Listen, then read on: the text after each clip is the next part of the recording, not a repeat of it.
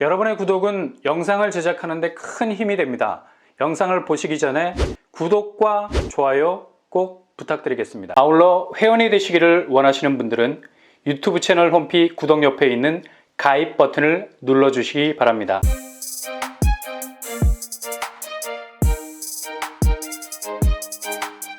안녕하세요. 뻔뻔한 벙떡방입니다. 지난 한 주도 여러모로 부동산 궤적들이 의미 있는 시그널을 보여줬습니다. 특히 요즘 같은 시기에는 하루하루가 부동산 시장이 달라지는 걸 느끼죠.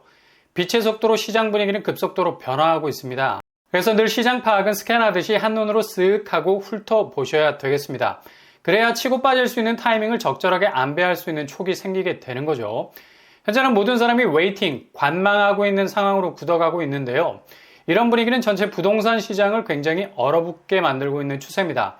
그 지표로는 전국 아파트 가격 하락세가 10년 이래로 가장 큰 폭으로 주저앉는 최저치를 경신했다는 거죠.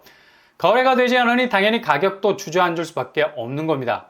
한국부동산원 기준 전국 아파트 값은 전주 대비 0.15% 떨어졌습니다. 10년 2개월 만에 최저치라 볼 수 있죠. 이 수치가 어느 특정한 지역에 편중되어 있는 수치가 아니라 17개 광역시 부동산 수치라서 전체 하락세는 모든 지역이 마이너스를 달고 있는 상황이죠. 더욱 대세 하락장이라는 말이 붙을 정도죠. 그만큼 관망세 분위기가 돌처럼 굳어가고 있는 분위기입니다. 심지어 저렴한 분양가로 일컬었던 반값 아파트, 이 개념이 요즘은 완전히 다른 의미로 등장하고 있습니다. 아파트값 하락세가 금매 시장에서도 눈에 띄게 떨어지는 추세를 보이니 기존 끝까지 버티면서 유지되던 시세가 반값까지 꺾이지는 않을까라는 공포감이 몰려오는 거죠. 늘 대세 하락장의 과로받기였던 강남의 아파트를 소유하고 있는 분들도 이런 하락세가 굉장히 부담스러울 수밖에 없는 요즘입니다. 그만큼 급매로 나가는 아파트 가격대도 예전과는 다르게 그 수치가 완전히 달라지고 있다는 걸 느끼니까요. 정말 힘들게 진입했던 곳인데 이러다가 반값으로 털려서 나가게 되는 건 아닌가라는 막연한 불안감이 느껴지기도 할 겁니다. 그 예로 강남구 도곡 렉슬 134제곱이 기존 49억에서 42억에 거래가 됐습니다. 급매로 나온 물량에 비해 무려 7억가량 내린 가격으로 매매가 됐다는 거죠. 강남구 도곡동이면 거의 동방불패 아닙니까? 어떠한 부동산 조정기가 와도 절대로 하방 압력을 받지 않을 항상 상승 곡선의 깃발을 꽂는 곳이었는데 비록 급매이기는 하지만 이 정도 하락세는 상당히 충격적이다라고 말할 수 있죠. 급매 가격이라서 아무런 의미가 없다라고도 말할 수 있지만 부동산 시장에선 급매 가격은 화살촉과 같은 역할을 하죠. 이게 단 한 건의 거래라 해도 이 화살촉의 무게에 따라서 화살이 일정한 궤적을 그리고 날아가는 것과 똑같이 이후에 부동산 궤적을 그릴 수 있는 여파가 분명히 있다는 점이 의미가 있는 점입니다. 그만큼 강남 쪽도 확실한 하락세로 돌아서면서 대세의 영향을 분명히 받게 될 거란 얘기죠. 그리고 강남 3구에 속해 있는 송파구, 여기서도 대략 5억 가까운 하락세가 보이고 있죠. 잠실 S 5구제곱이 기존 22억에서 17억으로 떨어진 가격으로 거래가 됐습니다. 송파구에서 거의 5억 이상의 갭을 보이는 거래가 그것도 급매 시장이라는 점을 감안한다 해도 이건 충격적인 하향세라고 볼 수밖에 없습니다. 결국 강남구와 송파구에서 기록을 경신하는 급매가가 나온다는 건 굉장히 상징적인 의미가 있는 거죠. 결국 서울 최상급지에서의 완연한 하락세, 이건 결국 앞으로 여타 다른 지역의 하락장을 예단해 볼 수 있는 충분한 전조현상이라 볼 수 있는 거죠. 올해 부동산 하락세는 기존 부동산 궤적의 예상 로드맵을 완전히 역행하고 있는 모습을 보이고 있죠. 처음에 상급지에서 하락 조짐을 보이다가 주변으로 급속하게 그 대세의 영향이 퍼져가는데 올해는 이게 완전히 반대야. 지류가 말라버리면서 서서히 본류 쪽 물도 마르기 시작한다는 얘기죠. 이유는 당연히 대외 경기 변화가 직격탄이었기 때문입니다. 금리가 올라가고 경기도 침체 국면으로 가면서 스스로가 발을 뺄 수밖에 없게 하는 셀프 검증을 각자 거칠 수밖에 없는 상황이 전개가 됐습니다. 그러니 더 이상 상급지, 하급지 의미가 없는 겁니다. 지역을 막론하고 자산 가치에서 거품이 끼어 있는 곳에서부터 빛의 속도로 움직이기 시작했다는 얘기죠. 그러니 전형적인 도미노 현상은 앞에서부터 넘어지면 주르륵 그 뒤에 있는 것들이 넘어지는 게 아니라 전방위적이죠. 사방에서 넘어지기 시작하면서 하락장이 계속해서 커져가고 있는 겁니다. 결국 그렇게 하락장에 대해서 필사적으로 버티던 강남 상구마저도 급매 가격이 수억씩 떨어지게 된 겁니다.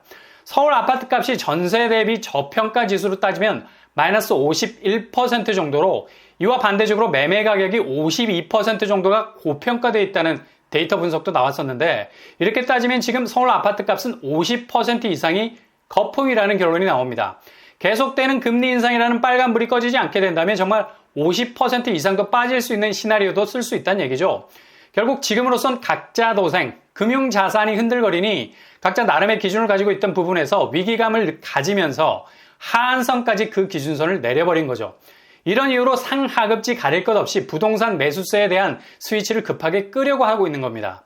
이젠 정말 저렴한 분양가의 반값 아파트를 기대하는 것이 아니라 정말 아파트값이 광탈, 반값까지 털리는 진짜 반값 아파트를 걱정해야 하는 상황까지 오고 있는 건 아니냐라는 하락장까지 걱정하고 있는 거죠. 이런 추세는 인천에서 굉장히 뚜렷하게 나타나고 있습니다. 여러 가지 산업포재, 그리고 광역교통망까지 들어오게 되는 특급포재로 반사의 이익을 톡톡히 누리던 곳이었는데 최근 송도를 필두로 정말 반값 아파트를 걱정할 수준이 됐죠.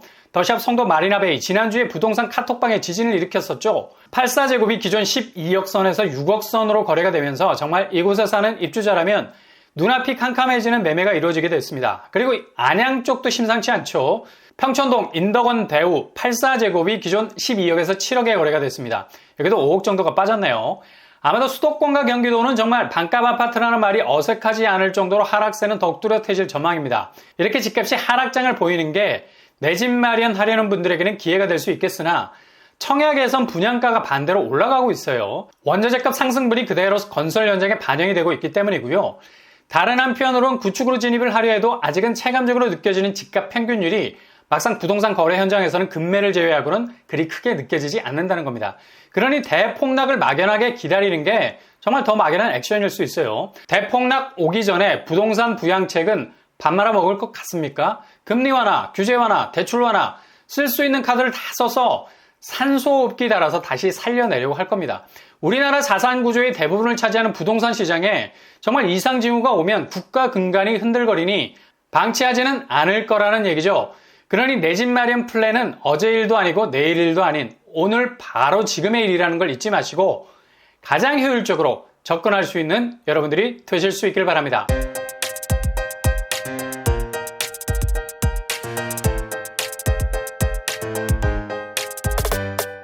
오늘의 부동산 캐릭터, 서울 아파트값 50%가 거품일 수 있다는 위기감.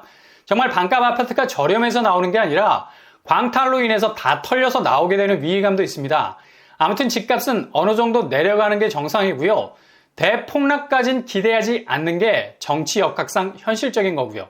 결국 내 집 마련 플랜은 각자 도생, 가장 효율적인 주거 시스템을 가진 분양 쪽으로 접근하는 것이 현 상황에서는 가장 좋은 방법이 될 듯합니다. 항상 여러분의 길이 꽃길만 되실 수 있기를 바랍니다. 이상으로 뻔뻔한 복덕방을 마치겠습니다. 구독과 좋아요 부탁드립니다. 감사합니다.